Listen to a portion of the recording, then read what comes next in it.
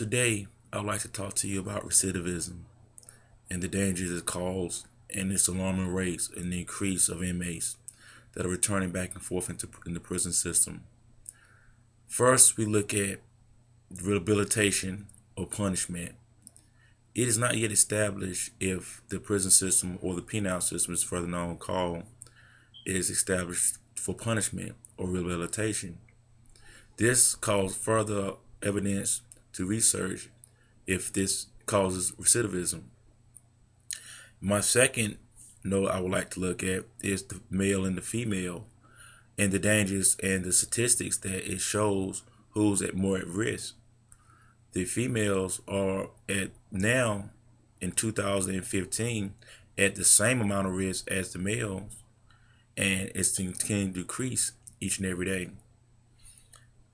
Secondly, the recidivism rate and what does it mean to our society in a whole.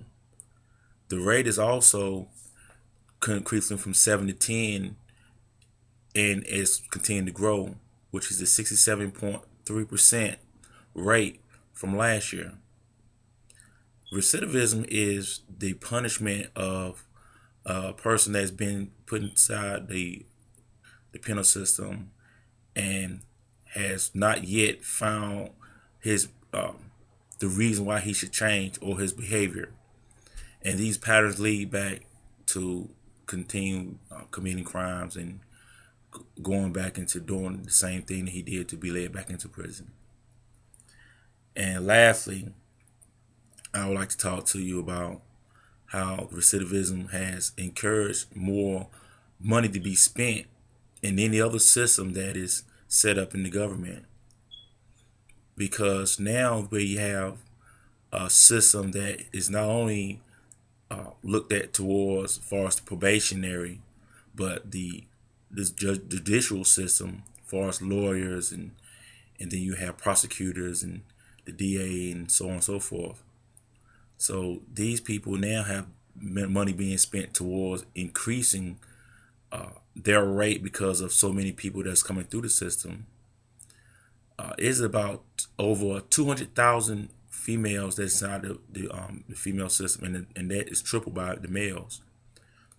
Also, when we look at how the 7 out of 10 that's returned back from the society back into the system, it is because of their programming.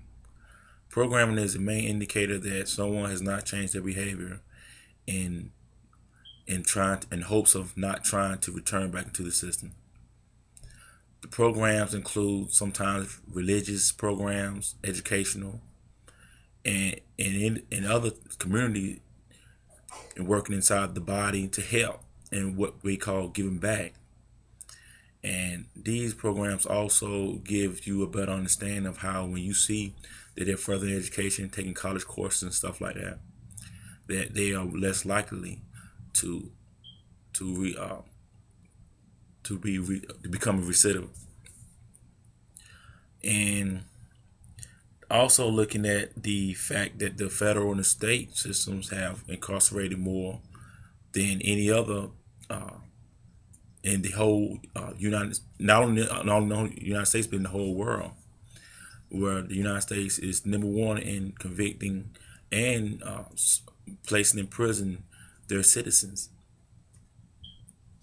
It is also indeed fact that when we talk about the system and its whole, where it is that they produce the mass amount of people, and the people that they're producing now in the system is from people that are under $22,900 per income per year, which is below the poverty line. These people being produced at alarming rates as well, because now that the system or the government has not allowed for this income to break, that people now feel more encouraged to go out and commit crimes. And the system also encouraged that to be able to place more money in towards probationary and parole systems than in the educational systems. It is also a fact that in the rehabilitation part, that money has been taken out of that system and is put towards punishment, but it's not being leveled out as one might think inside the prison system, because it's not yet been yet described and discovered which one it really is. Is it really rehabilitation, or is it really punishment? The percentage continues to grow each and every day, and there is not any type of programs that are being set aside to be able to decrease this number. Instead, the money is being put in to be able to further sustain that number and be able to continue to hold that number at a rate or as it grows. But no money is being put towards it to continue to pull those numbers down. And again, in conclusion, a lot of money is being put towards the probationary system, the parole systems. There are some community systems like the Scared Straight. You have the communities that come together to do the Habitat for Humanity, where young kids come in and rebuild and help try to show themselves that they can do something else in the community besides be ignorant and not do the things that they're supposed to do. So that is all I have to say in recidivism. Which way is it, and is it healthy? Is it a way out, and will it continue to increase, or will money be spent into to raise it up? Thank you.